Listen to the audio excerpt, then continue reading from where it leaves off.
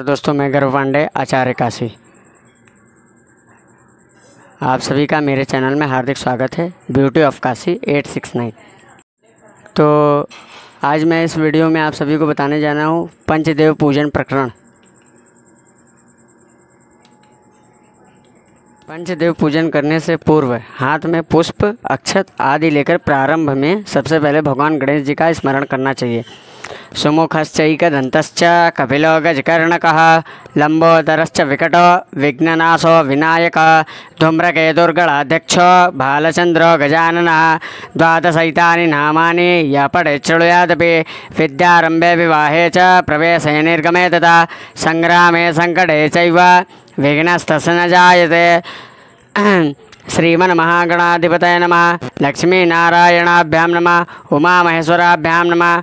वाणीहिरण्यगर्भाभ्यां नमः। सजीपुरन्दराभ्यां नमः। मातापितृचरणकमलेभ्यो नमः। इष्टदेवताभ्यो नमः। कुलदेवताभ्यो नमः। ग्रामदेवताभ्यो नमः। वास्तुदेवताभ्यो नमः। स्थानदेवताभ्यो नमः। एतत्कर्मप्रधानदेवताभ्यो नमः। सर्वेभ्यो देवेभ्यो नमः। सर्वेभ्यो ब्राह्मणेभ्यो नमः। सिद्धिबुद्धिसहिताय श्रीमन्महागणाधिपतये नमः। पश्चात यानी कि गणेश जी का स्मरण करने के बाद सर्वप्रथम पूजन का संकल्प करेंगे। हम जो भी पूजन करने जा रहे हैं, जिस भी मनोकामना से, सबसे पहले आज मैं आपको बताता हूँ संकल्प क्या होता है। संकल्प सुनिए। संकल्प होता है कि जैसे हम ब्राह्मण जो होते हैं, देवताओं से, भगवान से, जिस भी ईश्वर से प्रार्थना करते हैं कि इस ऊर्जा को इस व्यक्ति के इस गोत्र वाले व्यक्ति के अंदर प्रवेश करवाना है। जैसे कोई व्यक्ति का महामृत्युंजय होता है, दुर्गा सप्तशती होता है, महान चालीसा का पाठ होता है। तो जिस भी तरह का ऊर्जा हम प्राप्त करना चाहते हैं, तो संकल्प के जरिए वो ऊर्जा वहाँ से चलती है और नाम और गोत्र की मदद से उस ऊर्जा के उस व्यक्ति के अंदर वो ऊर्जा प्रवेश करती है। तो यह हो गया संकल्प। संकल्प क्यों किया जाता है? तो अब हम लोग संकल्प की तरफ बढ़ते हैं। सबसे पहले होता है निष्काम संकल्प। ओम विष्णु अद्य अहम श्री परमेश्वर प्रत्यर्थम विष्णु शिव गणेश सूर्य दुर्गार्चनम करिष्ये, है ना। ये हो गया निष्काम संकल्प। यानी जो किसी मतलब कि किसी कोई मनोकामना नहीं है, कि कोई मतलब कुछ नहीं है, ऐसे ही बस हम नॉर्मली पूजा कर रहे हैं, तो पूजन के पूर्व संकल्प करना चाहिए। अब आता है सकाम संकल्प। सकाम संकल्प में क्या है? सर्वाविष्ट स्वर्गापवर्ग फल प्राप्ति द्वारा श्री परमेश्वर प्रत्यर्थम विष्णु शिव गणेश सूर्य दुर्गार्चनम करिष्ये। ये हो गया सकाम, यानी कि कोई मनोकामना या फिर ऐसे जो भी आपका किसी चीज़ हेतु, किसी भी सफल कार्य हेतु संकल्प किया जाए, तो उसे होता है सकाम संकल्प। अब आता है सकाम संकल्प के बाद आपका घंटा पूजन। घंटा को चंदन और फूल अलंकृत कर निम्नलिखित मंत्र पढ़कर रख देना चाहिए स्थान पे, और ज़मीन पे मतलब कि ऐसे ही नहीं रखना चाहिए। किसी न किसी वस्त्र के ऊपर या किसी न किसी पात्र के ऊपर रखना चाहिए हमेशा। तो घंटा पूजन का मंत्र क्या है? आगमार्थम तो देवानाम गमनार्थम च रक्षसाम करु घंटे वरम नादम देवतास्था सन्निधौ। ये हो गया आपका घंटा का मंत्र। घंटा का मंत्र के बाद क्या करते हैं? घंटा के प्रार्थना के बाद घंटा को बजाएं और यथास्थान रख दें, जहाँ उसका स्थान है वहाँ पे रख दें। इस समय घंटा को बोलें घंटा स्थिताय गरुडाय नमः। इस नाम मंत्र से घंटा में स्थित गरुड़ देव का भी पूजन करें। जब आप देखोगे घंटी होता है, घंटे के ऊपर जो चित्र होता है वो गरुड़ देव का होता है, तो घंटा में स्थित गरुड़ देव का पूजन करना चाहिए। फिर उसके बाद आता है शंख पूजन। शंख में 2 दर्भ, दूब, तुलसी और फूल डालकर ओम कहकर सुवासित जल से भर दें। इस जल को गायत्री मंत्र से अभिमंत्रित कर दें। फिर निम्नलिखित मंत्र पढ़कर शंख में तीर्थों का आवाहन करें। पृथिव्यां यानि तीर्थानि स्थावराणि चराणि च तानि तीर्थानि शंखेऽस्मिन् विसन्तो ब्रह्म शासनात्।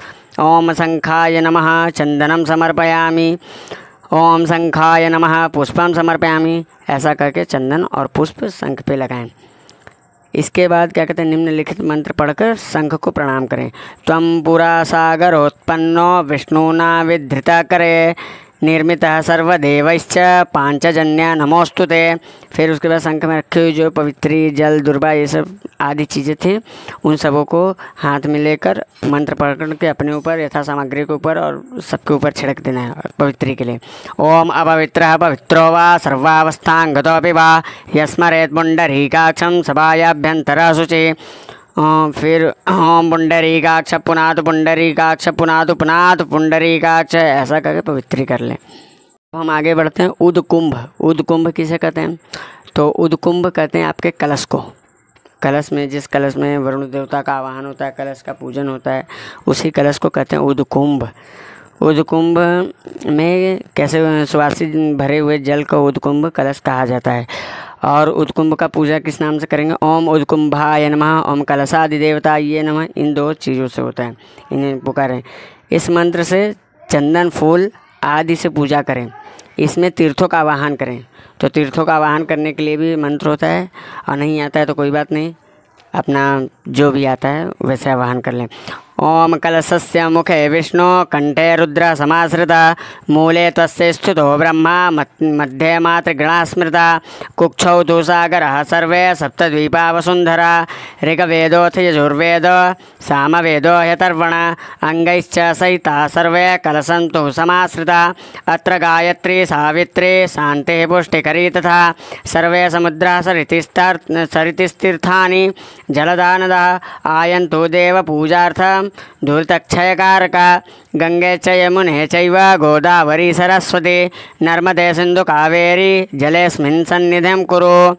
इसके बाद निम्नलिखित मंत्र से उदकुंभ की प्रार्थना करें, पूजन करें। उसके बाद क्या कहते हैं कि प्रार्थना करने के बाद हाथ में पुष्प लेके कलश को प्रणाम करें। कलश को प्रणाम करने के लिए मंत्र है, श्लोक है। आता है तो ठीक ठीक, नहीं आता है तो फिर भी मैं आपको बता देता हूँ, आप इसे ध्यान से सुनिएगा। देवदानव संवादे मध्यमाने महोदधो उत्पन्नोऽसि तदा कुंभ विधृतो विष्णुना स्वयं तत्तो ये सर्वतीर्थानि देवा सर्वे त्वयि स्थिता त्वयि तिष्ठन्ति भूतानि त्वयि प्राणः प्रतिष्ठिता शिवः स्वयं त्वमेवासि विष्णुस्त्वं च प्रजापति आदित्या वसवो रुद्रा विश्वे देवाः सपैत्रिका त्वयि तिष्ठन्ति सर्वेऽपि यतः कामः फलप्रदा तत्प्रसादादिमं यज्ञं कर्तुमिहे जलोद्भवे सानिध्यं कुरु मे देव प्रसन्नो भव सर्वदा।